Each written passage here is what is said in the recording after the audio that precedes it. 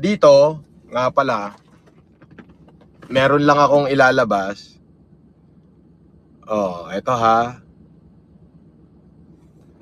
Ito si Makagago, ito si Food Genius. Naglabas ito, wanted daw ako. At may telephone number do sa baba. Oh, tinatawagan ng mga tao ko, wala na, hindi makontak yung telephone number. Etong ginawa mo na to, Food Genius, etong ginawa mo na to, yan ay hindi na yung maganda. Oh. At bukas na bukas, pupunta ako ng Cybercrime Division sa Camp Crame at ipahahanap ko kung saan ka naglalagin. Buha ka ng ina mo. Ipanalangin mong hindi kita makita, uubusin ko lahi mo. Hayop ka. Ayan oh, ginawa mo pa ako wanted, tarantado. Ang wanted dapat may warrant.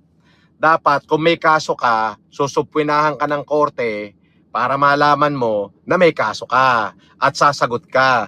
Ginawa mo, winanted mo agad ako, puking ina mo. Oo. Hindot ka talaga po, genius. Oo, hindot ka.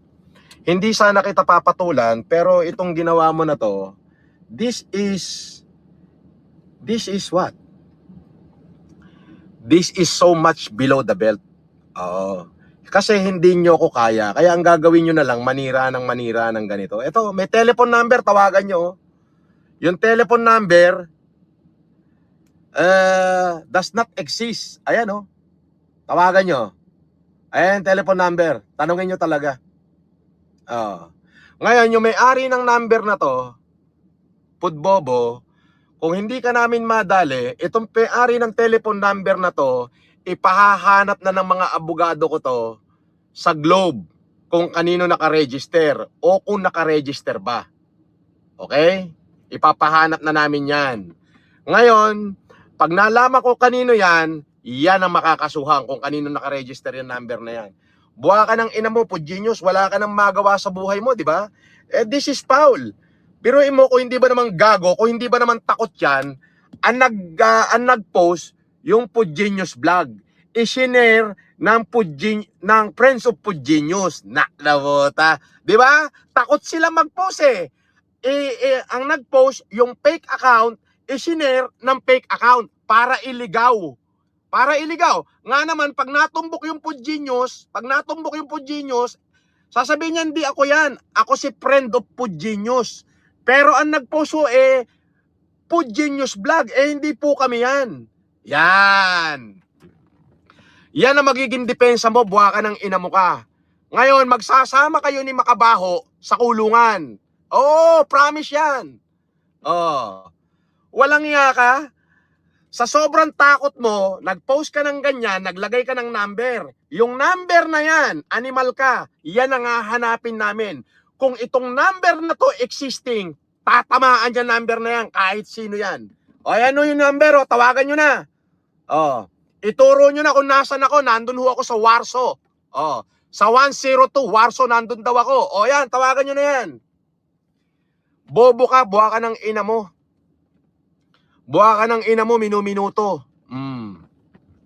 Ngayon, dahil naglagay ka ng numero dyan, Pudbobo, nakuha mo atensyon ko. Ipapahanap namin kung kanino nakaregister yung mga number na pinost mo. Yan ang kakasuhan ko. Nilagay mo wanted ako. Kung merong mga ganyan, unang-una dadaan yan sa due process. Ano yun? Magdidemanda ka? Magko-complain ka, pasasagutin ako. Wala naman ako natatandaan na in-stop ako. O, kinang inam pa. Yari ka. Itong ginawa mo na to, buha ka ng ina mo, nakuha mo talaga inis ko rito. Yan. Yang ginawa mo na yan, nakuha mo inis ko dyan. Hindot ka, buha ka ng ina mo. Below the belt na to, sobra na to. Yan. Hindi mo kasi ko kaya. So, gagawa ka ng paraan, masira mo lang ako. Sino pang maniniwala sa'yo? Wala namang naniniwala sa'yo na kaibigan ko eh. Di ba? Eto, personalan na to, hindi na to maganda. Talagang tarantaduhan na to. Maliwanag to, hindi na to pambabash, kung hindi gaguhan na to. Ngayon, ang pagkakamali mo, buha ka ng ina mo ka, Food Genius, naglagay ka ng 2 telephone number sa baba. Okay? Naglagay ka ng 2 telepono. Ngayon bukas, yung abogado ko, pahahanap yan telepono na yan. Okay?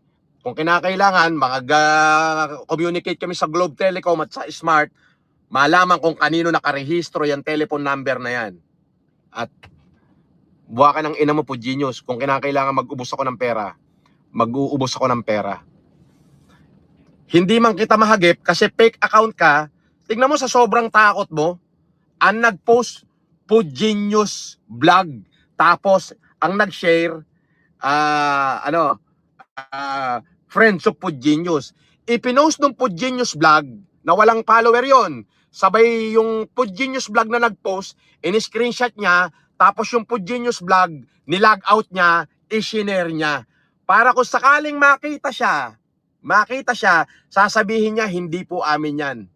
Sasabihin yan, hindi ho, friends of Food Genius lang kami. Pero ang pagkakamali mo, buha ka ng ina mo ka, naglagay ka ng telephone number, ayan o. Hahanapin ng mga abogado ko bukas yan.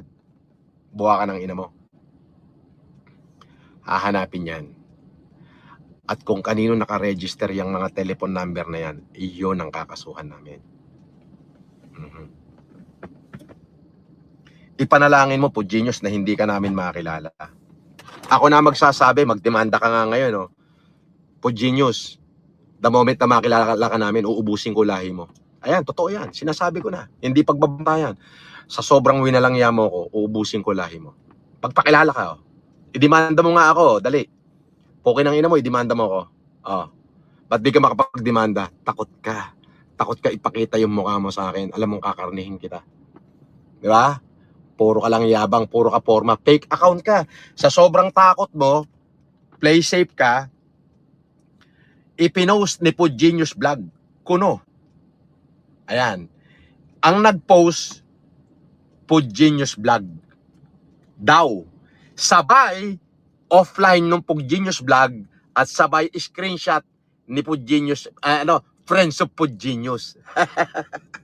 Kinang ina mo. Tayo na mo. Taratado. Oh.